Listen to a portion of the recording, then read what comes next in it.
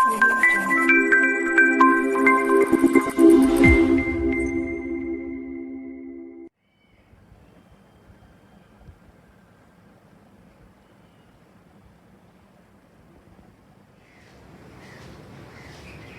છો વિદ્યાર્થી મિત્રો, હું છું હાર્દિક પટેલ, તમારું આવિષ્કાર એકેડેમીમાં સ્વાગત કરું છું. ચાલો શરૂ કરીએ આજનો લેક્ચર.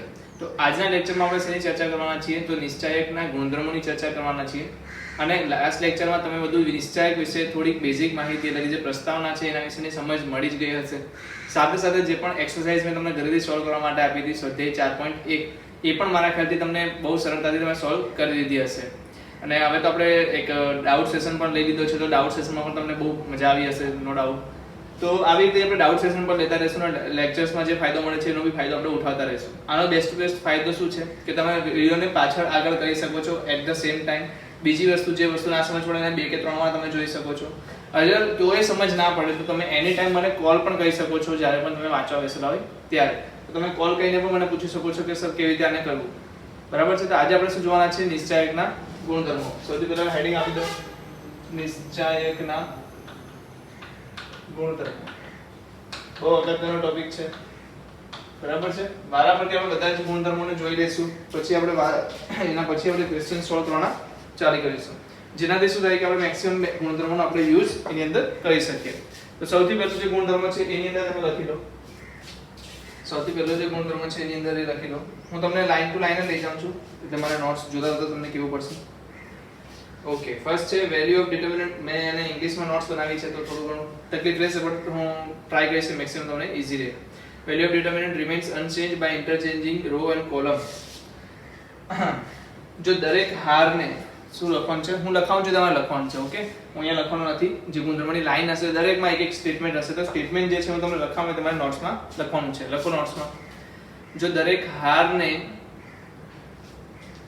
સ્તંભમાં ફેરવવામાં આવે, જો દરેક હારને સ્તંભમાં ફેરવવામાં આવે, જો દરેક હારને સ્તંભમાં ફેરવવામાં આવે અથવા દરેક સ્તંભને હારમાં ફેરવવામાં આવે, અથવા દરેક સ્તંભને હારમાં ફેરવવામાં આવે,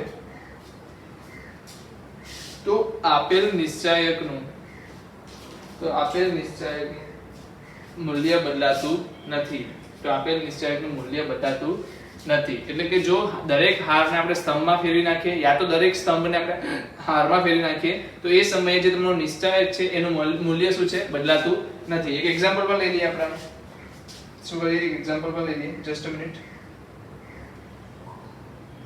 ઓકે, એક એક્ઝામ્પલ લઈશું. તો એક્ઝામ્પલમાં મારી પાસે છે 112013411. ઓકે, 112013411. ઓકે, તો આપણે આના કેસમાં શું કરીશું? એક સોલ્વ કરીએ. ચાલો કે આને આન્સર શું આવશે. તો પહેલા તો આપણે આનો નિશ્ચાયક શોધી લઈએ. આનો નિશ્ચાયક શું આવશે? કોણ કહી શકે મને? 1. અહીંયા શું આવશે? 1 * 1 -3, તો શું આવશે? -2. પછી અહીંયા શું આવશે? 1, તો માઈનસ આવશે ને, -1. બ્રેકેટમાં શું આવશે? 0 * 1 એટલે કે 0, -12, તો અહીંયા શું લખી દો? -12 પ્લસ અહીંયા શું છે? 2, તો અહીંયા ગુણાકાર શું આવશે? 0 - 4, તો 2 - 4. તો જવાબ શું આવી ગયો? -2 + 12 -8, તો જવાબ આવે તમારો 2. મતલબ કે આ નિશ્ચાયકનો આન્સર શું આવે? તમારો 2 આવી જાય છે. અગર આ નિશ્ચાયકનો આન્સર 2 છે તો આપણે શું કરવાનું છે? આપણે તો દરેક હારને ચેન્જ વિથ કોની સાથે રિપ્લેસ કરવાની છે? કોલમ સાથે બદલા કરવાની છે. એટલે કે દરેક હારને હું સ્તંભમાં લખી દઈશ. તમારી પાસે દરેક હારમાં કોણ છે? 1 1 2 છે, તો એને હું શું લખીશ? હવે 1 1 2 હારમાં લખીશ. સોરી, સ્તંભમાં લખી દઈશ. જ્યારે બીજી હાર શું છે? 0 1 3, તો હું સ્તંભ 2 કરી દઈશ.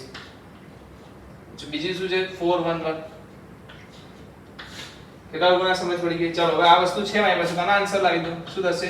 1, તો અહીંયા શું હશે? 1 - 3, 1 - 3. ચલો, અહીંયા 0 છે તો કંઈ કરવાની જરૂર નથી ને. ચાલો, હવે આગળ પ્લસ 4, તો શું હશે? 3 - 2, શું હશે? 3 - 2. તો અહીંયા જવાબ શું આવી ગયો? -2. અહીંયા જવાબ શું આવી ગયો? +4. તો આન્સર તમારો જે આવે છે 2. મતલબ કે દરેક બંને કેસમાં તમારો આન્સર શું આવે છે? 2. ઓકે, સમજ પડી ગઈ કે ના પડી? કે દરેક અગર હું સ્તંભને શું કરી નાખું? હારમાં ફેરવું યા તો હારને સ્તંભમાં ફેરવું, તમે જોઈ શકો છો બંને વખતે જવાબ સેમ જ મળશે. કેવી રીતે? તો આ સ્તંભ છે 104, એને મેં હારમાં ફેરવ્યું તો શું આવ્યું? 104. 1 1 1, તો એ શું આવી ગયું? 1 1 1. 1 1 1 છે. ઓકે, તો અહીંયા શું છે? 2 3 1, તો એ શું આવી ગયું? 2 3 1 હારમાં. मतलब જે સ્તંભ છે એને હારમાં ફેરવો યા તો દરેક હારને દરેક સ્તંભમાં ફેરવો, તમને લાસ્ટમાં જવાબ બંનેમાં આ જ મળશે. બરાબર છે ને? એ સમયે નિશ્ચાયકનું જે મૂલ્ય છે એ બદલાતું નથી. ચાલો જલ્દીથી સેકન્ડ ગુણધર્મ પર આવી જાઓ. સેકન્ડ ગુણધર્મ શું કહે છે મને કે અગર જો કોઈ બે હાર અથવા બે સ્તંભ લખો, કોઈ બે હાર અથવા તો કોઈ બે સ્તંભ, જો કોઈ બે હાર અથવા બે સ્તંભ ની અદલા બદલી કરવામાં આવે તો નિશ્ચાયકના મૂલ્યની નિશાની બદલાશે. તો નિશ્ચાયકના મૂલ્યની નિશાની બદલાશે. તો નિશ્ચાયકના મૂલ્યની નિશાની બદલાશે. તો સેકન્ડ શું છે પ્રોપર્ટી કે અગર સપોઝ મારી પાસે શું હતો 1 1 2 0 1 3 4 1 1. ઓકે, આ જવાબ શું આવતો હતો 2. હવે હું શું કરું છું, આમાંથી કોઈ પણ બે એટલે કે r1 ની જગ્યાએ શું કરું છું, r2 લખું છું. શું કરું છું, r1 ની જગ્યાએ r2 લખું છું. એટલે કે મારું કેવું થઈ જશે પદ, મને કોઈ કહી શકે શું લખું, 0 1 3 1 1 2 નીચે આવશે 4 1. એટલે મેં શું કર્યું તો કે r1 ની જગ્યાએ r2 લખ્યું અને r2 ની જગ્યાએ r1 લખ્યું. એટલે કે પહેલી હારની જગ્યાએ મેં બીજી હાર લખી અને બીજી હારની જગ્યાએ પહેલી હાર લખી દીધી. તો મારી પાસે નવો જે નિશ્ચાયક મળ્યો શું મળી ગયો મને આ રીતે. ચલો જલ્દી મને આનો આન્સર શું આવશે, 0 વડે ચેક કરવાની જરૂર છે ના. તો -1 વડે શું ચેક થશે, 1 -8 તો શું આવશે -7. ચલો અહીંયાથી શું આવશે 3 છે તો 1 4 તો +3 1 4 તો આન્સર શું આવી ગયો જલ્દી મને કહો, -+7 +3 -3 -9. તો જે આન્સર આવ્યો કયો આવી ગયો -2. એટલે કે નિશાની તમારી કેવી થઈ ગઈ, ચેન્જ થઈ ગઈ. કેમ કે અહીંયા આન્સર શું હતો 2, અહીંયા શું આન્સર આવી ગયો -2. તો આન્સરમાં શું થયું, નિશાનીનો ફરક આવશે. બરાબર છે? તમે ઘરેથી આ વસ્તુ કરી લાવજો, C1 અને C3 તમે ચેન્જ કરીને શું આન્સર આવે છે ચેક કરી લેજો. કે અગર હું સ્તંભ 1 ને એટલે કે પહેલો જે સ્તંભ છે એની જગ્યાએ ત્રીજો સ્તંભ લખું અને ત્રીજો જે સ્તંભ છે એની જગ્યાએ પહેલો સ્તંભ લખું તો મને આન્સરમાં શું ફરક આવે છે એ તમારે ચેક કરવાનું છે. બરાબર છે? તો આ વસ્તુ તમે હોમવર્કમાં કરી લેજો, બટ આ તમે નોટ્સમાં લખતા જશો. ત્યારે ગુણધર્મો ને સમજવાના પણ છે, એના ઉદાહરણ પણ ત્યાં લખવાના છે. કારણ કે જ્યારે કાલે ઉઠીને તમે આ બુક્સ કે આ નોટ ઓપન કરો ત્યારે ગુણધર્મની સાથે નીચે એક ઉદાહરણ હશે તો તમને ગુણધર્મને સમજવામાં ઈઝી રહેશે. બરાબર છે? એટલે ગુણધર્મની સાથે એક ઉદાહરણ લખવું ખાસ જરૂરી છે. ચાલો લખી લો.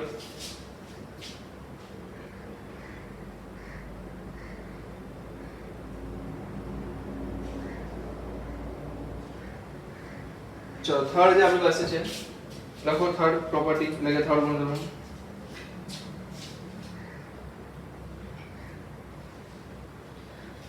જો કોઈ હાર અથવા સ્તંભના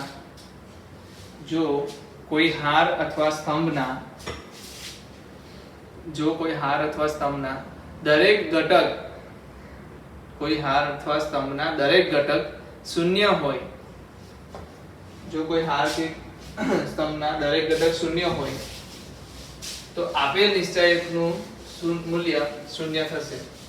તો આપેલ નિશ્ચાયકનું મૂલ્ય શૂન્ય થશે. એટલે કે મારી પાસે શું હતું 1 1 2 0 1 3 4 1 1. તો આ જગ્યાએ હું શું કહું છું, અહીંયા 0 0 મૂકી દઉં છું. એટલે કે એક હાર મારી પાસે એવી છે સેકન્ડ હાર કે જેમાં મારા બધા સભ્યો શું છે, શૂન્ય છે. તો આનો આન્સર શું આવવો જોઈએ એ મને કહો. આનો આન્સર શું આવવો જોઈએ, શૂન્ય આવવો જોઈએ. ચેક કરીએ તો 1 મૂકું છું તો બ્રેકેટમાં શું આવશે 0 -0. ચલો -1 મૂકીશ તો શું આવશે 0 -0 પ્લસ 2 મૂકીશ તો શું જવાબ આવશે 0 -0. એનો મતલબ કે આન્સર શું આવી ગયો 0 -0 + 0 મતલબ કે 0. તો કોઈ પણ હાર અથવા સ્તંભમાં તમે ત્રણેય સભ્ય યા તો કોઈ ચતુર હાર વાળો નિશ્ચાયક હોય ને એમાં પણ જો ચારે ચાર ટર્મ્સ કેવા આવી જાય 0 આવી જાય તો આખો નિશ્ચાયકનું મૂલ્ય જે શું થશે 0 થઈ જશે. બરાબર છે? તો જલ્દીથી લખી લો તમે. સિમ્પલ વસ્તુ છે, કોઈ યાદ રહી જાય એવી વસ્તુ છે. ચાલો ચોથું લખો.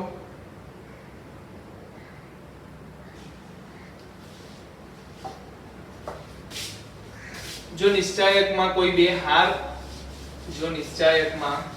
ચોથું લખવાનું છે. ઓકે, જો નિશ્ચાયકમાં કોઈ બે હાર અથવા કોઈ બે સ્તંભ,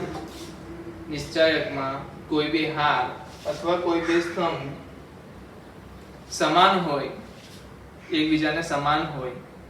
નિશ્ચાયકમાં જો કોઈ નિશ્ચાયકમાં બે હાર અથવા બે સ્તંભ એકબીજાને શું હોય સમાન હોય તો એવા નિશ્ચાયકનું મૂલ્ય શૂન્ય થશે. તો એવા નિશ્ચાયકનું મૂલ્ય શું થશે? સમાન થશે. ઠીક છે. આ નિશ્ચાયક હું લઉં છું જેમાં મને બે હાર કેવી મળે છે 4 1 1 એટલે કે બે હાર પહેલી અને ત્રીજી હાર જે છે એ કેવી છે? સમાન છે. એટલે કે પહેલી અને ત્રીજી રો કેવી છે? સમાન છે. તો આનો આન્સર શું આવશે? તો એ જે આપણે સોલ્વ કરી દઈએ. 4 બ્રેકેટમાં શું આવશે? 1 3 1 3 પછી -1 તો શું આવશે બ્રેકેટમાં? 1 એટલે 0 -12 તો -12 આવશે. +1 તો શું આવશે? 0 -4 તો આન્સર શું આવી ગયો? 4 2 મતલબ -8 પછી અહીંયા શું આવી ગયું? +12 અહીંયા શું આવી ગયું? -4 તો આન્સર તમારો જે આવે છે શું આવે છે? 0. એટલે કે અગર બે હાર શું થઈ જાય છે? સમાન થઈ જાય તો એ સમયે તમારી પાસે શું જવાબ આવી જશે? 0. આવી જ રીતે તમે શું લખી શકતા હતા? કોલમ પર લખી શકતા હતા. શું લખી શકતા હતા? કોલમ પણ લખી શકતા હતા. જેમ કે હું અહીંયા લખી દઉં છું 1 1 2 હતું. શું હતું? 1 1 2 હતું. તો 1 0 4 લઈ લીધું મેં. હા 1 1 2 0 1 3 0 1 ઓકે તો અહીંયા 1 0 4 આનો જવાબ પણ તમારે 0 ચેક કરવાનો છે. હોમવર્કમાં આપી દઉં છું. આનો જવાબ પણ શું થશે? આ બધી વસ્તુ કરવાથી શું થશે? તમારો જે નિશ્ચાયક ખોલવાની જે રીત છે, નિશ્ચાયક જે સોલ્વ કરવાની રીત છે એની તમારી પ્રેક્ટિસ થઈ જશે. એટલે મેક્સિમમ ટ્રાય કરો કે તમે ઉદાહરણ લખો. ઓકે ચાલો આગળ જઈએ. પાંચમી પ્રોપર્ટી આવી ગઈ આપણી. પાંચમી પ્રોપર્ટી લખી લો. જો કોઈ બે હાર અથવા બે સ્તંભ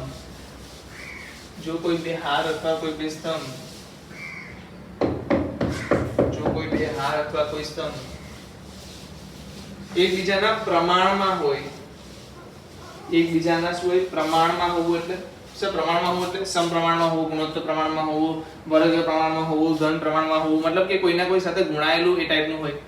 બરાબર છે. તો એ જે વસ્તુ છે તે સમયે શું લખાયું મેં? જો કોઈ બે હાર અથવા બે સ્તંભ એકબીજાના પ્રમાણમાં હોય તે કેસમાં પણ એટલે કે ત્યારે પણ નિશ્ચાયકનું મૂલ્ય શૂન્ય થશે. ત્યારે પણ નિશ્ચાયકનું મૂલ્ય શું થશે? શૂન્ય થશે. ઓકે એનામાં કોઈ એક્ઝામ્પલ આપેલ નથી, આપણે લઈ શકીએ.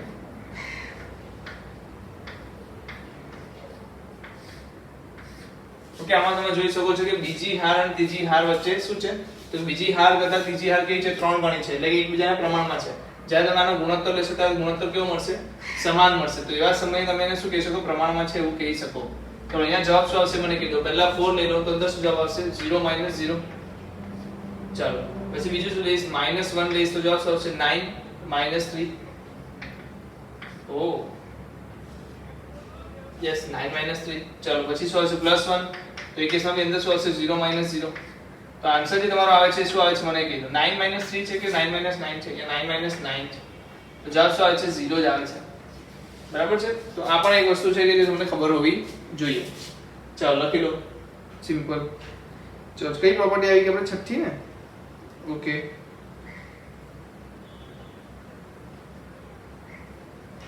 જો કોઈ હાર અથવા કોઈ સ્તંભના દરેક સભ્યને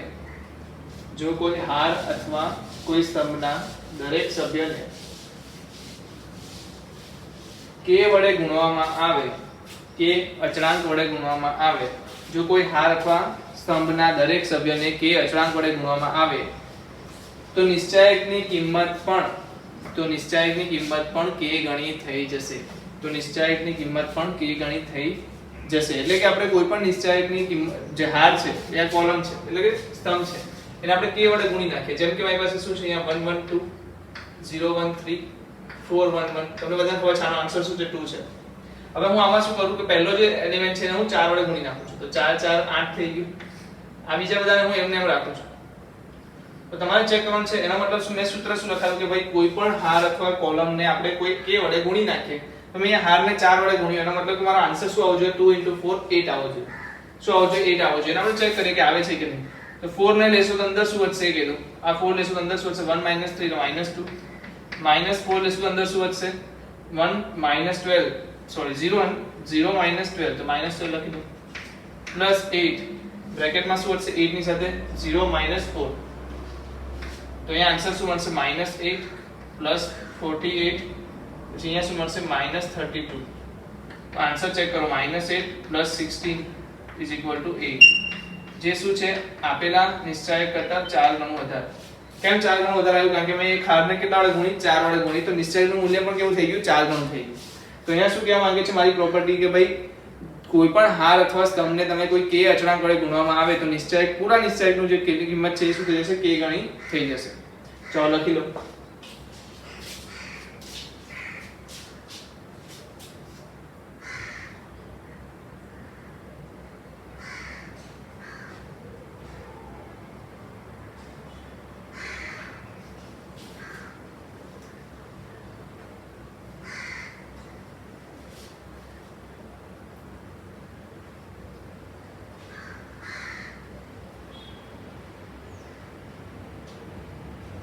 ઠીક છે, ચલો કઈ પ્રોપર્ટી આવી ગઈ આપણે? સાતમી.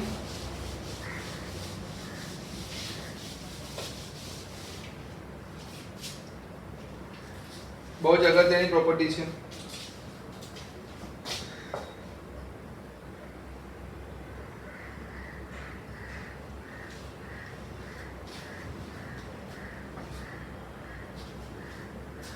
ચલો, નિશ્ચાયકની કોઈ હારમાં અથવા તો કોઈ સ્તંભમાં નિશ્ચાયકની કોઈ હારમાં અથવા તો કોઈ સ્તંભમાં નિશ્ચાયકની કોઈ હારમાં અથવા તો કોઈ સ્તંભમાં એ જ નિશ્ચાયકની બીજી કોઈ હાર એ જ નિશ્ચાયકની બીજી કોઈ હાર અથવા કોઈ સ્તંભ એ જ નિશ્ચાયકની બીજી કોઈ હાર અથવા કોઈ સ્તંભ ના ગુણિતને કોઈ હાર અથવા સ્તંભના ગુણિતને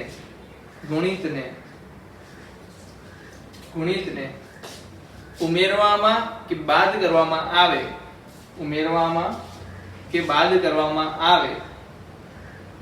તો નિશ્ચાયકનું મૂલ્ય બદલાતું નથી. એટલે કે કોઈ નિશ્ચાયકના એક હાર અથવા તો એક સ્તંભમાં અન્ય એટલે કે એ જ નિશ્ચાયકની કોઈ અન્ય હાર અથવા સ્તંભના ગુણિતને ઉમેરવામાં કે બાદ કરવામાં આવે તો નિશ્ચાયકનું મૂલ્ય બદલાતું નથી. શું છે? નિશ્ચાયકનું મૂલ્ય બદલાતું નથી. સમજ પડે છે વાતમાં? નહીં પડી ગયું, મને ખબર છે નહીં પડી હોય, આપણે કરી લઈએ. ચાલો શું કરી લઈએ? પ્રોફેસર જે છે એ શું છે તો કે ભાઈ 1 1 2 છે, 0 1 3 છે, 4 1 1 છે, જેનો આન્સર શું થાય છે? 2 થાય છે. હવે હું શું કહું છું? હું કહું છું કે અગર R1 ની અંદર એટલે કે R1 માં હું શું કરું છું કે 2R2 બાદ કરું છું. એટલે કે કોઈ એક હાર અથવા કોઈ એક સ્તંભ, કોઈ એક હારમાં મેં R1 પસંદ કરી લીધી, કોઈ એક હારમાં આપેલ નિશ્ચાયકની કોઈ બીજી હારના એટલે કે ભાઈ હારની વાત કરું છું તો હારની જ વાત કરીશ તો કે બીજી કોઈ હારના ગુણિત એટલે 2 વડે ગુણ્યું ને, આને 5 વડે ભાગી પણ શકો તમે, એ પણ એનો ગુણિત જ છે, 0.2 નો ગુણિત. તો ગુણિતને એટલે કે ગુણિતને ઉમેરવામાં યા તો બાદ કરવામાં આવે તો આપેલા નિશ્ચાયકનું મૂલ્ય બદલાતું નથી. તો ચેક કરી કેવી રીતે? તો મારી પાસે હારમાં શું છે? 1 1 2 છે. હવે R1 ની જગ્યાએ હું શું કહીશ? -2R2. તો 1 - 2 0. 1 માઈનસ શું કર્યું? 2 0. પછી 1 - 2 બ્રેકેટમાં 1, પછી 1 - 2 બ્રેકેટમાં 3. કેટલા લોકોને ખબર પડી કે પહેલામાં શું કર્યું? તે 2 - R2 કર્યું. R1 - 2R2 લખ્યું. R1 ની જગ્યાએ શું લખ્યું મેં? R1 - 2R2 લખી દીધું. નીચે શું લખી શકીશ હું? 0 1 3. એની નીચે શું લખીશ? 4 1 1. તો જલ્દીથી મને કહો નિશ્ચાયક શું બની ગયો? 1 - 2 યા 0 0. તો 1 1 - 2 એટલે -1. અહીંયા શું મળી ગયું? 1 - 6 તો 5. એ 2 - 6 તો શું આવશે? -4 આવશે. નીચે શું છે? 0 1 3 તો છે જ, અને 4 1 1 પણ છે. તો જલ્દીથી આન્સર લાવો. 1 હોય તો શું થશે અંદર? 1 - 3 તો -2. પછી -1 છે તો એ કેવું થઈ જશે? +1. શું આવશે? 0 - 12 -12 આવશે. અહીંયા શું આવશે? -4 જ રહેશે પણ 0 - 4 -4 આન્સર શું આવી ગયો? -2 -12 +16. તો આન્સર શું આવે છે? +2. એનો મતલબ કે આન્સર તમારો બદલાતો નથી. શું થાય છે? આન્સર બદલાતો નથી. તમારે એક કામ કરવાનું છે, આના માટે ચેક કરવાનું છે. C2 + 3C1 C3 -2C2. એટલે પહેલા આના માટે એક ચેક કરો, પછી એક આના માટે ચેક કરો કે આન્સર તમારો સેમ આવે છે કે નહીં. ઓકે, આ હોમવર્કમાં હું તમને મુકાવું છું. ચાલો હું કેટલાક અહીંયા ઓપરેશન્સ લખું છું. શું લખું છું? ઓપરેશન્સ લખું છું. તમારે મને કહેવાનું છે કે ભાઈ એ એવા સમયે ડિટરમિનન્ટની વેલ્યુ બદલાશે કે નહીં બદલાય.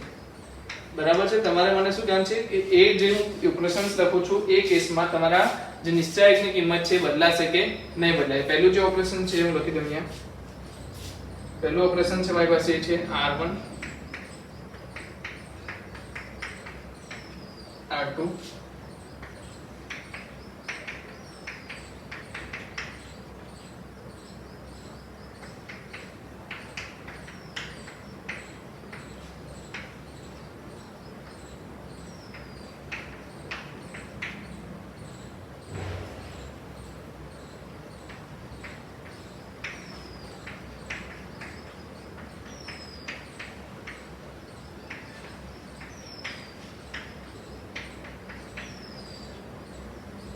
ચલો મારી પાસે 6 ઓપરેશન્સ છે. તમારે મને ડિસાઈડ કરીને કહેવાનું છે કે આમાંથી કયામાં તમને નિશ્ચયકની મૂલ્ય સેમ મળશે, ચેન્જ નહીં થાય એવું મળશે. તો પહેલા કેસમાં હું જોઉં છું કે મને જે શરત આપી છે એમાં શું છે કે આપેલ જે હાર છે એની અંદર શું કરવા ઉમેરવામાં આવે, એટલે આપેલ હારને કોઈ ચીજ આપણે એનામાં ચેન્જ લાવી શકીએ ના. અગર હું r1 ની જગ્યાએ કંઈક લખું છું તો મારે r1 ને પહેલા વસ્તુ કે r1 સાથે કોઈ પણ વસ્તુ ગુણવાની નથી. તો અહીંયા તો શું છે r1 સાથે ગુણી નાખ્યું છે એટલે આનો જવાબ શું નહીં આવે. આ કેસમાં નિશ્ચયકની કિંમત કેવી થઈ જશે તો કે માઈનસ વડે ગુણવાથી નિશ્ચયકની કિંમત પણ ચેન્જ થઈ જશે.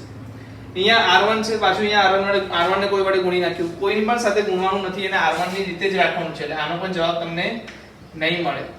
અહીંયા જો c1 છે, c1 કોલમ બદલવાની છે એટલે કે પહેલો સ્તંભ બદલવાનો છે. તો ત્યાં પહેલા સ્તંભને કોઈ પણ સંખ્યા સાથે ગુણવામાં આવ્યું નથી તો ઓકે આ બરાબર છે. આગળ જઈએ +2c2 એટલે કે c2 ના એટલે કે સ્તંભ 2 ના બે વાળા ગુણિતને ઉમેરવામાં આવ્યું છે, કોઈ વાંધો નથી.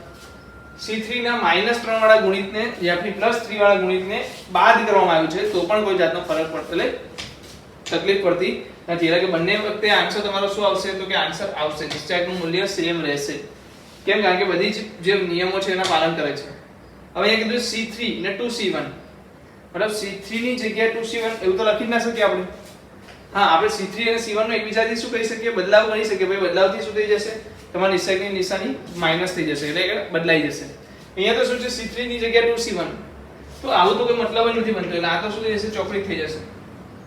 અહીંયા જો r1 તો અહીંયા r2 r1 -2r3 તો આને તમે શું લખી શકો, r1 r2 પણ લખી શકો ને. અગર તમે આને r1 r2 લખશો તો તમારી પાસે શું થઈ જશે, r2 ઉમેરો અને r3 ના બે ના ગુણિતને બાદ કરો. કેનો મતલબ આ છે જ્યારે અહીંયા શું છે r2 લખ્યું છે ને r2 ને કોના વડે ગુણવામાં આવ્યું છે, કોઈ સંખ્યા વડે ગુણવામાં આવ્યું છે એટલે કોઈ વડે ગુણવામાં આવ્યું તો તે સમયે તમે શું લખી દેશો, નહીં થાય. બરાબર છે. તો r2 ની જગ્યાએ r1 જગ્યાએ કોઈ પણ હારની કે સ્તંભની જગ્યાએ જ્યારે તમે વાત કરતા હોય છે આ ગુણધર્મની તો પહેલા તો એના સાથે કોઈ ગુણિત ના હોવું જોઈએ. ગુણિત કોના સાથે હશે તો એના સિવાયની જે બાકીની હાર અથવા સ્તંભ છે એની સાથે કોઈ ગુણિત હોઈ શકે. બરાબર છે. ચાલો જલ્દીથી લખી લો.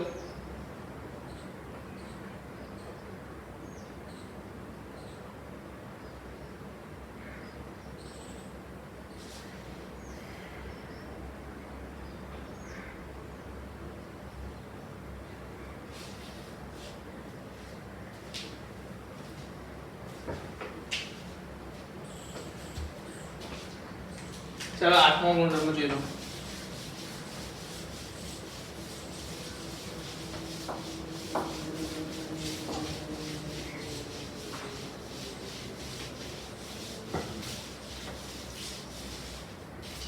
ચાલો શું છે આપણી પાસે આઠમો ગુણ સમેશન પ્રોપર્ટી.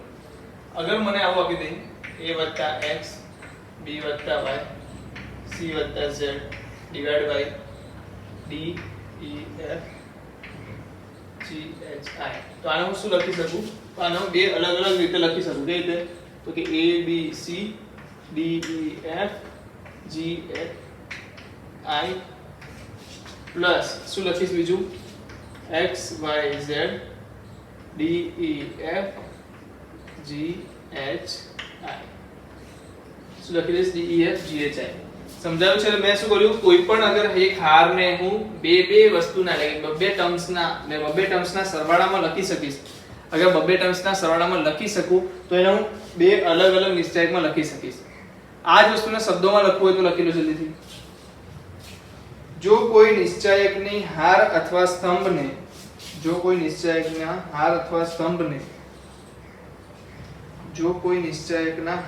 સ્તંભને r સભ્યોના સરવાળા બરાબર બતાવી શકાય, આ સભ્યોના સરવાળા બરાબર બતાવી શકાય તો એ નિશ્ચાયકને r ભાગમાં વિભાજિત કરીને લખી શકાય, તો એ નિશ્ચાયકને r ભાગમાં વિભાજિત કરીને લખી શકાય, બરાબર. એમાં લખાણમાં તમને મજા નહીં આવે, જે છે અહીંયા એક્સપ્લેનેશન છે. ચલો મને કેટલા લોકો કહી શકે કે આની અંદર કેટલા નિશ્ચાયક છૂટા પડશે?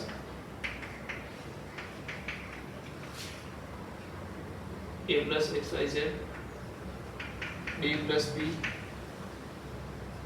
e plus q,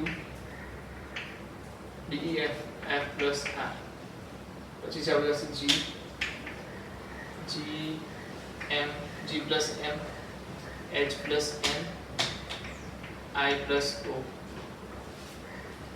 ઓકે, તો આનામાં કેટલા નીચે મને લાસ્ટમાં કેટલા નિશ્ચાયક મળશે? જેમ કે મેં શું વાત કરી, અહીંયાથી મેં 2 ને છૂટા પાડ્યા તો મને નિશ્ચાયક કેટલા મળ્યા? 1 અને 2. તો આગળ આને છૂટું પાડો તો મને કેટલા નિશ્ચાયક મળશે? તમે જલ્દીથી તમારો જવાબ ડિસાઈડ કરી લો. યા તો તમે હું સજેસ્ટ કરું છું કે તમે વિડિયો પોઝ કરો ને આનો જવાબ લાવો પહેલા, આનો જવાબ જાતે શોધો, બરાબર છે? પછી હું તમને જે આજે સમજાવું છું એને સમજજો. ચલો હું શું કરીશ પહેલા, સૌથી પહેલા તો મારું કામ કરીશ કે આનો છૂટા પાડીશ. છૂટા પાડતા મને શું મળશે? તો સૌથી પહેલા હું શું છૂટા પાડીશ? એક સાથે બંનેને છૂટા પાડવાના નથી. સૌથી પહેલા તમે ઉપર આને છૂટું પાડો તો શું આવશે? a, નીચે શું આવશે? d plus p, એની નીચે શું આવશે? g plus m, પછી શું આવશે? b, તો અહીંયા શું આવશે? d e q f plus r, है ना? અહીંયા શું આવશે? g h plus n i plus o, અહીંયા c આવશે. પ્લસ અહીંયા શું લખીશું? x y z, તો x y z લખી દો.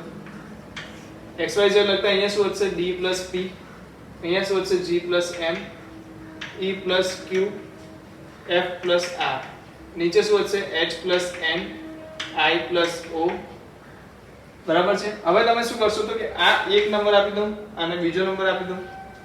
શું આપી દઉં છું? એક નંબર અને બીજો નંબર. તો એક નંબરના કેટલા ભાગ પડશે? 2 ભાગ પડશે. કયા કયા 2 ભાગ છે? તો જુઓ કયા કયા 2 ભાગ. તો સૌથી પહેલા ઉપર તો abc ફિક્સ થઈ ગયું. વચ્ચેનું શું આવશે? તો de f, અને નીચે શું છે? તો કે g plus m, h plus n અને i plus o, પ્લસ અહીંયા શું આવશે? તો કે d e f x y z, શું આવશે? x y z, નીચે શું આવશે? Sorry not x y z, abc જ આવશે. x y z તો બીજામાં આવશે, abc જ આવશે. બટ abc ની વચ્ચે અહીંયા શું આવશે? pq r આવશે. શું આવશે? pq r, નીચે શું આવશે? તો કે g plus m, h plus n અને i plus o, બરાબર છે? કેટલા લોકોને સમજ પડે છે? તો બીજા ભાગને આપણે તોડ્યું, અહીંયા હવે તોડીએ, પાછા તોડીએ, સેકન્ડને તોડીએ. સેકન્ડના પણ 2 ભાગ થશે. શું ભાગ આવશે? તો કે x y z ફિક્સ થઈ જશે. બટ x y z ની નીચે શું આવશે? તો કે d e f, નીચે શું આવશે? g plus m, h plus n, i plus o, plus સેમ આ જ રીતે x y z તો ફિક્સ થઈ જશે. નીચે શું આવી જશે? અહીંયા p q r, હવે અહીંયા નીચે જે આવશે શું આવશે? g plus m, n plus h plus n ને i plus o. કેટલા લોકોને આ વસ્તુમાં સમજ પડી ગઈ? હવે હજી પણ લોકોને સમજ પડી ગઈ હશે. ટોટલ કેટલા થશે? 8 થશે. કેમ? કારણ કે આના 2 ભાગ પડશે, આના 2 ભાગ પડશે, આના 2 ભાગ પડશે અને આના 2 ભાગ થશે, બરાબર છે? તો ટોટલ 1 2 3 4 5 6 7 8, એટલે કે 8 અલગ અલગ નિશ્ચાયકમાં હું આ જ એક નિશ્ચાયકને લખી શકું છું. આજે મારો નિશ્ચાયક છે ને કયા 8 અલગ અલગ રીતે લખી શકું છું. અને આનો યુઝ આગળ જતા સવાલોમાં ઘણી બધી જગ્યાએ આવશે. અને આપણે હા ટાઈમ કન્ઝ્યુમિંગ છે બટ એટલું ઈઝી વસ્તુ છે. ટાઈમ કન્ઝ્યુમિંગ છે પણ બહુ ઈઝી વસ્તુ છે. તો તમારે આનામાં કોઈ પણ જાતનો ડાઉટ રાખવાનો નથી. સિમ્પલ તમારે અહીંયા આન્સર લખી દેવાના છે 8 જે બી ટર્મ્સ થતા હોય. ને આઈ હોપ તમે લખી પણ શકશો. ચલો જલ્દીથી લખી લો.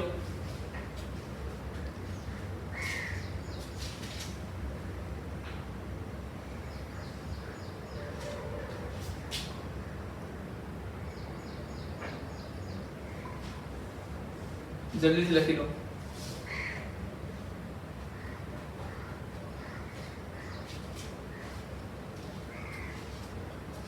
ચાલો 8 પ્રોપર્ટી આપણે ભણી ચૂક્યા છીએ. હવે આપણે કેટલાક ક્વેશ્ચન પર ચર્ચા કરી લઈએ. શું કરીએ? કેટલાક ક્વેશ્ચન પર ચર્ચા કરી લઈએ. તો ધ્યાન આપજો. અહીંયા બહુ સારું રફ થઈ જાય છે ને ડસ્ટરથી.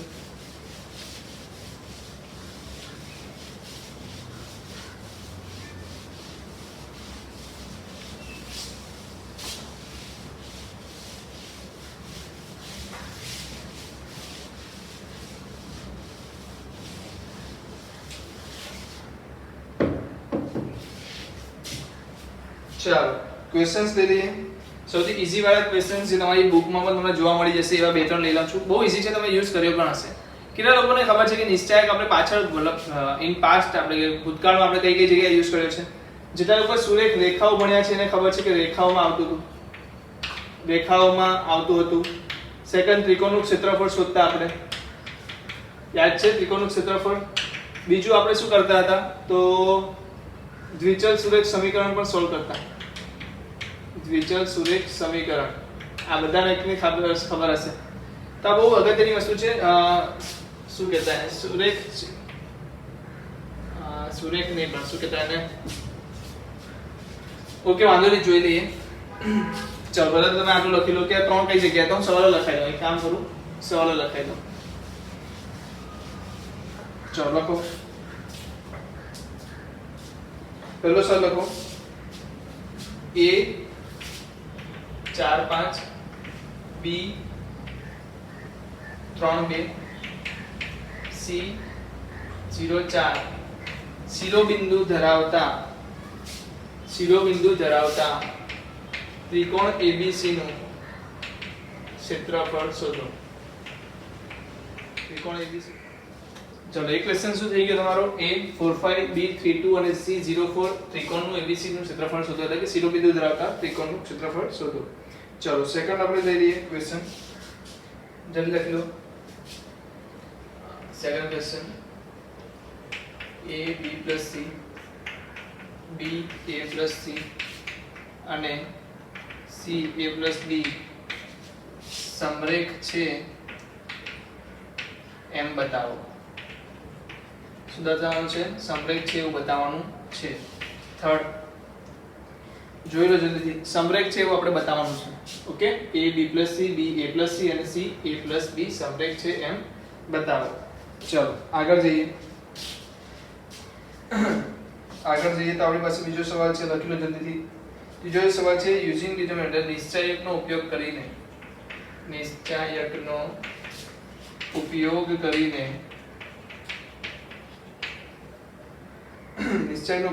3 4 અને 5 6 માંથી પસાર થતી 3 4 અને 5 6 માંથી પસાર થતી રેખાનું સૂત્ર શોધો. પસાર થતી રેખાનું સૂત્ર શોધો. રેખાનું સૂત્ર શોધો. ચાલો ચોથું લખી લેજો. આ પણ સિમ્પલ જ છે, શોધી શકો તમે. બસ આ ત્રણ પહેલા કરી લો, પછી આપણે બીજા આગળ જઈએ. ફર્સ્ટ આ ત્રણને સોલ્વ કરો. આ આપણે ભણી ચૂક્યા છીએ એટલે કોઈ પણ જાતનું નવી વસ્તુ નથી. તમે એકવાર વિડિયો પોસ્ટ કરો, ત્રણ વસ્તુ સોલ્વ કરી લો, પછી હું તમને અહીંયા આનું એક્સપ્લેનેશન પણ આપું છું કે કેવી રીતે સોલ્વ કરશો.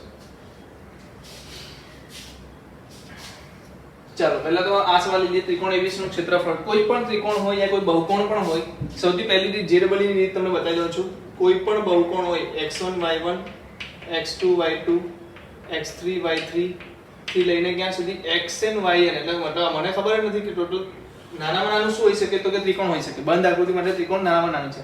તો અહીંયા શું લઈ લેશું? xn yn, પછી પાછળ શું લખી દેવાનું? x1 y1 પાછું લખી દેવાનું. ઓકે, તો અહીંયા શું આવશે? કોઈ મને કહી શકે? x1 y1 તો શું આવશે? 4 5 3 2 0 4 અને 4 5. ઓકે, આનો મતલબ 4 * 2 શું આવશે? 8. પછી 3 * 4 શું આવશે? 12. પછી શું આવશે? 0 * 5 તો શું આવશે? 0. માઈનસ 5 * 3 શું આવશે? 15. 2 * 0 0 -16. તો જવાબ શું આવી ગયો? અહીંયા આવ્યો -31, અહીંયા આવી ગયો +20. તો જવાબ તમારો આવે છે -11. અને આની આગળ શું આવશે? કે 1/2. એ લખવાનું રહી ગયું 1/2. તો આજે જવાબ આવ્યો શું? -11/2. અને ક્ષેત્રફળ કેવું હોય? હંમેશા પ્લસમાં. ક્ષેત્રફળ હંમેશા કેવું હોય? પ્લસમાં. એટલે કે આનો આન્સર જે આવશે શું આવશે? 11/2. હવે તમે કહેશો સર આમાં તો નિશ્ચય છે જ નહીં. ખરેખર એક્ચ્યુઅલી આને કેવી રીતે દર્શાવવામાં આવતું હોય? આવી રીતે x1 y1 1 x2 y2 1 x3 y3 1. શું દર્શાવવાનું છે? x1 y1 1 x2 y2 1 x3 y3 1. આ શું થઈ ગયું? તમારું ત્રિકોણ ABC નું ક્ષેત્રફળ. ત્રિકોણ ABC નું ક્ષેત્રફળ. તો ABC જે બિંદુઓ છે, બિંદુઓનું ક્ષેત્રફળ શું થશે? તો કે આ રીતે તમે શોધી શકો. બીજી આ જે છે વ્યાખ્યાયિત રીત છે, JEE ની રીત છે. આ આપણી બોર્ડની રીત. આમાં x1 y1 ની કિંમત શું મૂકશો? 4 5 3 2 0 4. બરાબર છે. ચલો આગળ વધીએ. થઈ ગયું ના ત્રિકોણ વિશે ક્ષેત્રફળ. હવે શું છે સમરેખ બતાવવાનું છે. સમરેખ કોને કહેવાય કે જે ત્રણ બિંદુઓ ત્રિકોણ નહીં બનાવી શકે તો એ ત્રણ બિંદુઓ કેવા હશે સમરેખ હશે. જે ત્રિકોણ ક્યારે બનાવી શકે જ્યારે એનું ક્ષેત્રફળ 0 હોય. તો આનો મતલબ અહીંયા શું આવશે તો કે a b c 1 b a c 1 c a b 1. ચાલો આમાં આપણે કેવી રીતે સોલ્વ કરીશું? આને આપણે 0 લાવીને બતાવવાનું છે. અગર આનો જવાબ 0 આવી જાય તો ઓટોમેટિકલી તમે શું કહી શકો કે આ ત્રણેય જે બિંદુઓ છે કેવા છે સમરેખ છે. તો કેવી રીતે કરીશું? કોઈ મને સજેસ્ટ કરી શકે તો બોલો. અગર હું a બરાબર છે આ બંને r1 અને r2 નો સમેશન કરી દઉં. શું કરી દઉં? અહીંયા શું કરી દઉં આ કોલમ 1 જે છે એની જગ્યાએ શું લખું કોલમ 1 પ્લસ કોલમ 2 લખી શકું કે નહીં ઓપરેશન? તમારું નિશ્ચયકનું મૂલ્ય બદલાશે કે નહીં બદલાય? નહીં બદલાય. તો આનો ઓપરેશનનો મતલબ શું થઈ ગયો? a b c b c 1 પછી અહીંયા શું આવી ગયું a b c જ આવી ગયું. અહીંયા પણ શું આવી ગયું a c. અહીંયા શું આવી ગયું a b c. અહીંયા આવી ગયું a b ના 1 1 તો ડન છે. એનો મતલબ a b c કોમન લઈ શકીએ. a b c કોમન લઈએ તો અંદર શું વધશે plus plus 1 1 1 b c a c a b 1 1 1. અને તમને ખબર છે કે બે સ્તંભ એકબીજાને સરખા થઈ જાય તો જવાબ શું થઈ જાય ઓટોમેટિકલી 0. આનો જવાબ શું આવશે a b c 0. એનો મતલબ આખા જે નિશ્ચયકનું સૂત્ર શું થઈ જશે વેલ્યુ શું થઈ જશે 0 થઈ જશે. તો આ દરેક લોકોને ખબર છે ને આ વસ્તુ? કેટલા લોકોને નથી ખબર? મારા ખાતે દરેક વ્યક્તિને ખબર છે કે ત્રણે ત્રણ જે પ્રોપર્ટી આપણે લખાવી ત્રણ બે હાર શું થઈ ગઈ સોરી બે સ્તંભ શું થઈ ગયા સરખા થઈ ગયા તો ડાયરેક્ટલી જવાબ શું થઈ જશે 0. a b c કોમન લઈ લીધું આપણે. ઓકે તો આ પણ લખી દો 0 થઈ જાય છે. કઈ વસ્તુ? સેકન્ડ જવાબ. હવે થર્ડ જવાબ છે. થર્ડ માં તમારે શું કરવાનું છે હું અહીંયા લખી દઉં છું. તમારે થર્ડ નો જવાબ આવશે શું આવશે x y 1 અને જે બિંદુ આપ્યા છે x1 y1 1 x2 y2 1 is equal to 0 put કરી દેવાનું છે. તો અહીંયા આપણી પાસે x1 y1 શું છે 3 4. તો અહીંયા શું લખી દઉં 3 4. અહીંયા શું લખી દઈશ 5 6. જેવું આ લખી છે શું મળશે મને x મલ્ટીપ્લાય માં શું મળશે સોરી x મલ્ટીપ્લાય માં શું મળશે મને કોઈ કહી દે 4 6 તો -2 પ્લસ યા માઈનસ y બ્રેકેટ માં અંદર શું મળશે 3 5 -2 પછી 1 માં શું મળશે તો કે 3 6 18 20 તો શું મળશે -2 is equal to 0. તમે શું કહી શકો બધામાંથી માઈનસ કોમન લઈ લો તો અંદર શું વધશે 2x 2y plus 2 is equal to 0 એટલે કે x minus y plus 2 is equal to 0. બરાબર છે? ગ્રાફમાં સમજ પડી ગઈ? ઓકે તો આ શું થઈ ગયું તમારી પાસે y બરાબર સૂત્ર થઈ ગયું. તો y બરાબર તમે x 2 પણ લખી શકો. શું લખી શકો? y બરાબર x 2 પણ લખી શકો. રેખાનું સૂત્ર. તો આ રેખાના સૂત્રને શોધવા માટેનું સૂત્ર હતું. કેટલા લોકોને સમજ પડી ગઈ છે? તો શું આવા ત્રણ પ્રકારના દાખલા અગર તમારી ચોપડીમાંથી હું તમને આપી દઉં બોર્ડમાંથી પૂછીને મતલબ કે કોઈ પણ એક્સરસાઇઝમાં સ્વાધ્યાયની અંદર આપેલા છે તો તમે સોલ્વ કરી લેશો. સિમ્પલ છે. આમાં કોઈ જ જાતનું નવું લોજિક લગાવવાનું નથી. બસ સૂત્ર મૂકો જવાબ લાવો. ચાલો જલ્દી લખી લો. હવે કેટલાક દાખલાઓને આપણે ધીરે ધીરે શરૂઆત કરીશું. નાના લેવલથી મોટા લેવલ પર જતા જઈશું. ડિફિકલ્ટ પછી બનતા જશે એની જાતે બટ આપણે શરૂઆત ઈઝીથી કરીશું. બરાબર છે?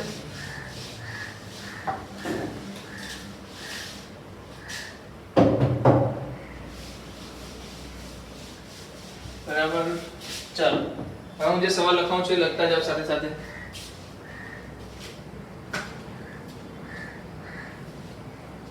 ઓકે પહેલો સવાલ છે જે લોકોને આવડી જાય જાતે સોલ્વ કરવાનું ચાલુ કરી શકે.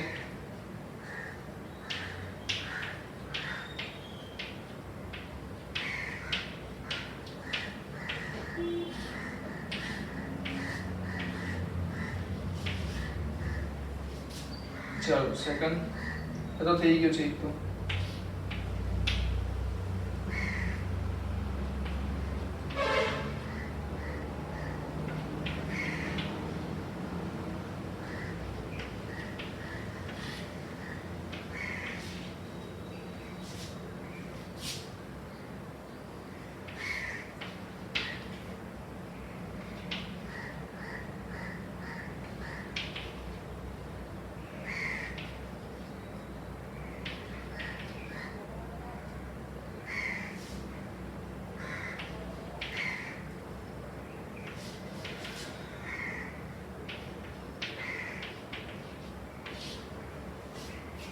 ચલો ત્રણના સવાલના જવાબ લાવવાનો પ્રયત્ન કરો. તમારી રીતે સોલ્વ કરો. બહુ સિમ્પલ સવાલો છે, તમે આરામથી જવાબ લાવી શકશો. ચલો અહીંયા શું કરી શકાય? અહીંયા હું શું પ્રોસેસ કરું? તો સર તમે એક કામ કરો, r2 ની જગ્યાએ તમે લખો r2 r1 અને r3 ની જગ્યાએ પણ લખો r3 r1. ઓકે, એટલે કે r2 માંથી તમે r1 ને બાદ કરી દો અને r3 માંથી પણ r1 ને બાદ કરી દો. r2 અને r1 ને ચેન્જ નથી કરવાના, r2 અને r3 ને ચેન્જ નથી કરવાના, એનામાં r1 નાખ્યા પછી ચેન્જ કરવાના છે. તો સૌથી પહેલા બદલાશે શું નહીં એ મને કહી દો. r1 નહીં બદલાય તો r1 નો લખી દો 48 49 50. ચાલો તો 48 51 માંથી 48 જશે તો 3, 53 માંથી 49 જશે તો 3 અને 50 માંથી 53 જશે તો 3. નીચે શું હશે? 6 6 6. ચલો આમાંથી સામાન્ય શું નીકળે છે મને કહી દો. 3 સામાન્ય નીકળે છે તો 3 લઈ લીધા અને મલ્ટીપ્લાય માં 6 પણ સામાન્ય નીકળશે તો 3 મલ્ટીપ્લાય બાય 6 બ્રેકેટમાં શું આવશે તો કે 48 49 50. ઓકે, અમારી ત્રણ કોમન લીધા તો શું વધ્યું? 1 1 1. અહીંયાથી શું વધ્યું? 1 1 1 1. એનો મતલબ કે આ બંને શું થઈ ગયા? સરખા. તો જવાબ શું આવશે? 0. શું જવાબ આવશે? 0. સમજ પડી? શું કર્યું મેં? જોઈને મને ખબર પડી જાય છે કે આ બે વચ્ચેનો જે અંતર છે એને આ બે વચ્ચેનો અંતર છે સમાન છે. તો હું આમાંથી આને બાદ કર્યા, આને જ પાછું આમાંથી પણ બાદ કર્યું તો મને શું મળી ગયું? 3 3 3 6 6 6. મતલબ કે આ બે એકબીજાના સમપ્રમાણમાં બી છે. જો તો આ ડબલ છે ને આના કરતા, તો સમપ્રમાણમાં બી છે, પણ છતાં પણ મેં એને કોમન લીધું તો શું મને મળી ગયું? 1 1 1 1 1 1. એટલે કે 0 આન્સર મળી ગયો. ચાલો તો જલ્દીથી ખબર પડી ગઈ હશે પહેલાનો જવાબ. તો બીજાનો જવાબ જોઈ લો. હવે હું તમને નિશ્ચયની અંદર ચર્ચા કરી દઉં તો બને ત્યાં સુધી જાતે સોલ્વ કરવાનો પ્રયત્ન કરો. કે અગર હું તમને કહું છું કે આ દાખલો તો તમારે વિડિયો પોઝ કરીને તમારે દાખલો પહેલા ગણી લેવો, પછી હું તમને જે એક્સપ્લેનેશન આપું છું એને તમારે શાંતિથી જોવાનું. તો અહીંયા શું ચાલ્યું હશે? 41 1 5 79 7 9 29 5 3. ઓકે, તો આમાં શું કહી શકીએ આપણે? આમાંથી કોઈને ભાગી ભૂગીને ઘટાડી શકીએ? તો હું આમાંથી આમાં કોઈ ગણીને આને બાદ કરી નાખું તો કોઈ કામ થઈ શકે? યસ, થઈ શકે. ઓકે, ચલો તો હું શું કરું? 5 ને કેટલા વડે ગુણું તો 41 સુધી પહોંચાય, 8 સુધી. તો 5 ને 8 વડે ગુણીને એટલે કે c1 8 c3 કરી દે. c1 ને મેં શું ચેન્જ કર્યું? c1 8 c3. તો જલ્દી બોલો. 41 માઈનસ શું હશે? 40. તો શું આવી જશે? 1. 79 માઈનસ શું થશે? 72. એટલે શું થશે? 7. ને 29 માઈનસ શું થશે? 24. તો શું આવી જશે? 5. ઓકે, તો આ તો શું થઈ ગયા? સરખા થઈ ગયા. જેવું મેં એક સ્ટેપ લગાવ્યું શું થઈ ગયું? સરખું થઈ ગયું. એનો મતલબ કે આ આન્સર શું થઈ ગયો? 0. સિમ્પલ, એકદમ સિમ્પલ રીતે આન્સર આવી ગયો. ચલો અહીંયા બોલો, જલ્દીથી બોલો શું કહીશું? તો કેટલા લોકો અહીંયા સમજી શકે છે કે આ જે છે સાયક્લિક છે, રિપીટ થાય છે, સાયકલ જેવી વસ્તુ થઈ ગઈ છે. આનો સરવાળો શું થશે? તો તમે જોઈ શકો છો કે અગર આનો હું સરવાળો કરી નાખું તો b ઉડી જશે, c ઉડી જશે અને a ઉડી જશે, એટલે મને 0 મળી શકે. તો આપણે સિમ્પલ ભાષામાં કહીએ તો આને શું કરશું? પહેલા તો કોલમ 1 જે છે એની જગ્યાએ શું લખીશ? Column 1 + column 2 + column 3. એટલે કે 3 નો સરવાળો કરી દઈશ. તો b - c, c - a, - b તમને શું મળશે? 0. ચેક કરી લીધું ને આપણે? અહીંયા બોલો, c માંથી c કેન્સલ, a માંથી a કેન્સલ, b માંથી b કેન્સલ, તો હા અહીંયા પણ 0. લાસ્ટમાં a - b, b - c, c - a. Yes, એમાં પણ 0 થાય છે. ચલો કેટલા લોકો કહેશે કે હું અહીંયા કંઈક લખું કે ડાયરેક્ટ કહી દેશો મને જવાબ 0 આવશે? કારણ કે 3 0 થતા જ કોઈ પણ સ્તંભની અંદર 3 0 થાય એટલે ડાયરેક્ટલી તમે શું લખી શકો કે જવાબ 0 થશે. જવાબ શું થશે? 0 થશે. ચલો લખી લો 3 સવાલ.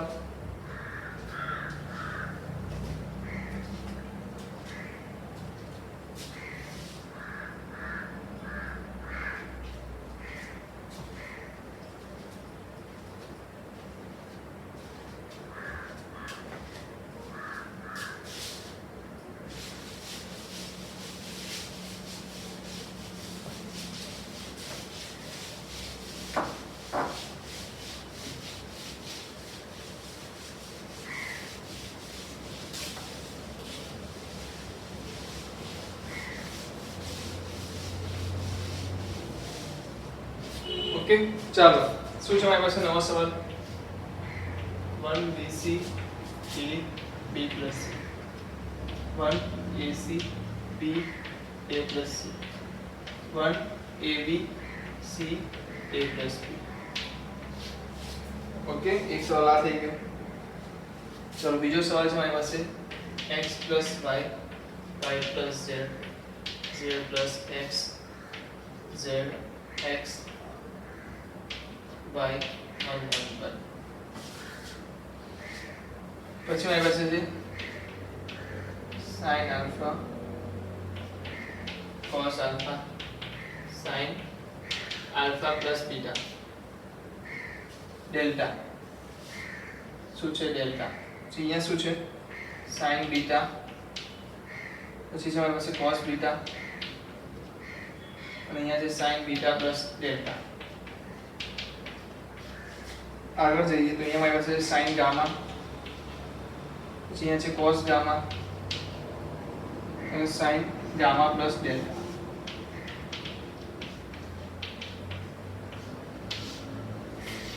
તો ત્રણ સવાલ તમારી પાસે રેડી છે આ ત્રણ સવાલના જવાબ તમારે શોધીને લાવવાના છે શોધો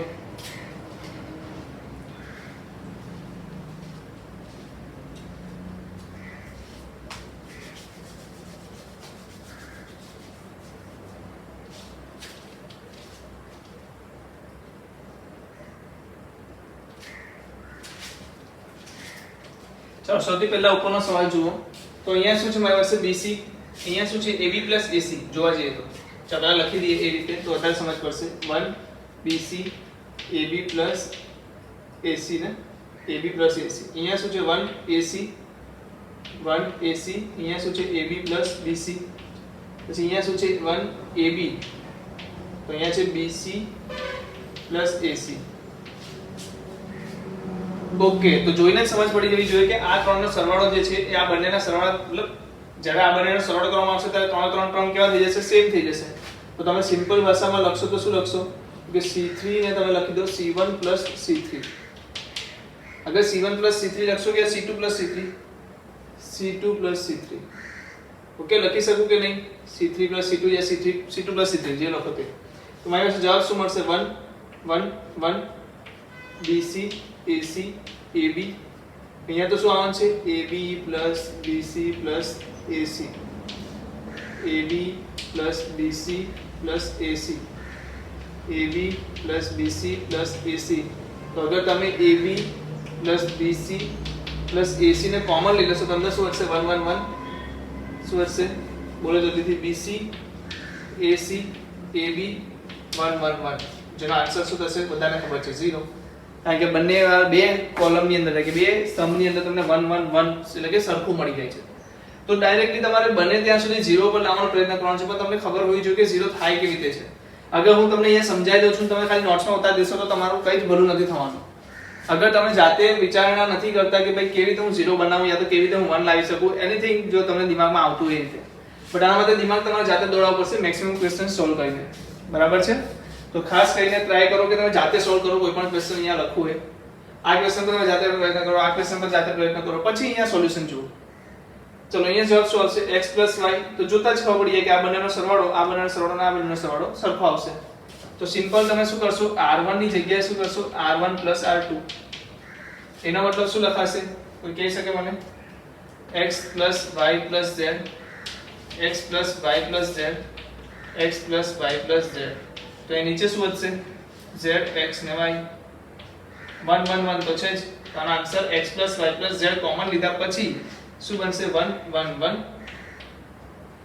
z x y 1 1 1 અને આન્સર શું આવી જશે ડાયરેક્ટલી 0 કેમ કારણ કે બંને હાર સરખી થઈ ગઈ તો કેટલા લોકો આ વસ્તુ સમજી શક્યા તરત જોઈને કે ભાઈ આ બંનેનો સરવાળો કરો તો સર સરખો આવી જશે તો આવું દિમાગ તમારું દોડવું જોઈએ અહીંયા જુઓ અગર હું આનો એક કોઈ એકનું અહીંયા શું લખું છું સાદું વાપરું છું તો sin alpha plus theta શું ડેલ્ટા શું થશે દરેક એકને ખબર છે કે sin alpha cos delta plus cos alpha sin delta થશે કેટલા લોકોને ખબર છે કે sin alpha plus delta આ થશે ચાલો કેટલા લોકોને ખબર છે sin beta plus delta પણ આ થશે પણ અહીંયા alpha ની જગ્યાએ beta આવી જશે અને sin gamma plus delta પણ શું થશે આ જ થશે પણ ખાલી શું બદલાશે alpha એનો મતલબ cos delta અને cos sin delta શું છે સરખા રહે છે અને sin delta cos delta કોઈ કિંમત શું છે કોઈ પણ કિંમત હોઈ શકે તો સપોઝ કરો કે હું આને શું કરું sin delta વડે સોરી cos delta વડે ગુણી નાખું તો શું બનશે sin alpha cos delta અહીંયા પણ શું છે sin alpha cos delta આના પરથી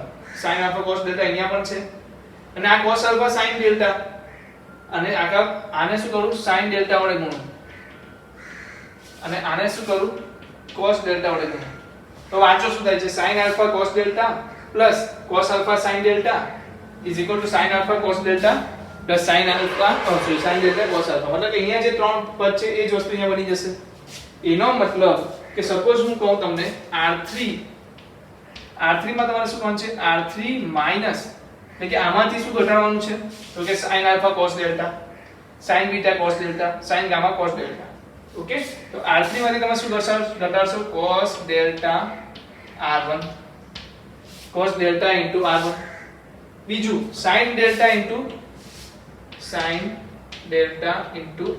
R3 કે તે 2 આવશે ને R2 અગર તમે આ ઘટાડો છો આ તમે શું કહો છો ઘટાડો છો તો ડાયરેક્ટલી તમારો આન્સર આ વાળું જે પદ છે ત્રણ પદ ક્યાં થઈ જશે 0 0 ને 0 શું થઈ જશે 0 0 ને 0 તો આને શું લખી શકાય હવે sin alpha cos alpha 0 sin beta cos beta 0 sin gamma cos gamma 0 ત્રણ 0 આવવાના લીધે શું થઈ ગયો આન્સર 0 ચલો કેટલા લોકોને નિશ્ચાયકના ગુણધર્મોને કેવી રીતે યુઝ કરવા એનો થોડો ઘણો ખ્યાલ પણ આવી ગયો છે બરાબર છે અગર આવી ગયો છે તો તમે મેક્સિમમ દાખલાઓ તમારા સ્વાધ્યાયમાંથી સોલ્વ કરાવી શકશો બરાબર છે મેક્સિમમ દાખલા ટ્રાય કરો કે તમે સ્વાધ્યાયના સોલ્વ કરો આ યુઝ પ્રોપર્ટીઝનો યુઝ કરીને મેક્સિમમ જવાબ આવી જશે તમારા ઓકે ચલો લખી દીધું છે તો હું રફ કરી લઉં ચાલો હવે હું તમને કેટલાક હોમવર્કમાં ક્વેશ્ચન્સ આપું છું એ હોમવર્કના તો નથી નેક્સ્ટ લેક્ચરમાં હું તમને કરાવવાનો છું તો પણ તમને હું ટ્રાયલ આપું છું કે તમે ઘરેથી એકવાર કરીને લાવો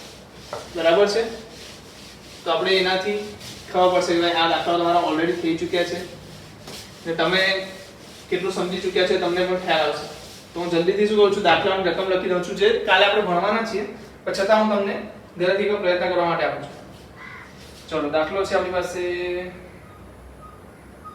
લખી લેજો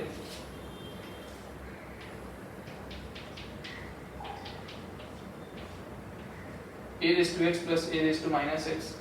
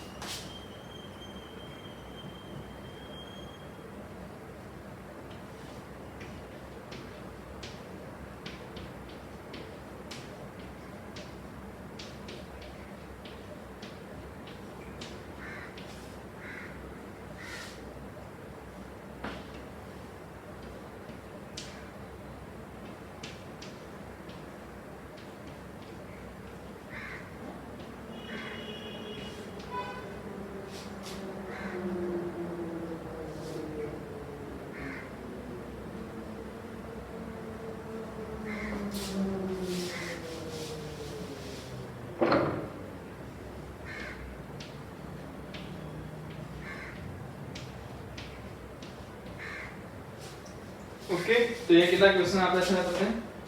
6 ક્વેશ્ચન્સ આપ્યા છે. તો 6 ક્વેશ્ચન્સ તમારે ઘરેથી સોલ્વ કરીને આવવાના છે. કાલે આપણે આને એક્સપ્લેનેશન જોઈશું, પછી આપણે નેક્સ્ટ જે ભણવાનું છે એને પણ ભણીશું. બટ આ 6 ક્વેશ્ચન્સ હું કાલે સોલ્વ કરાવવાનો છું. તો એવું નથી કે તમે જાતે જ કરશો, હું નહીં કરાવું.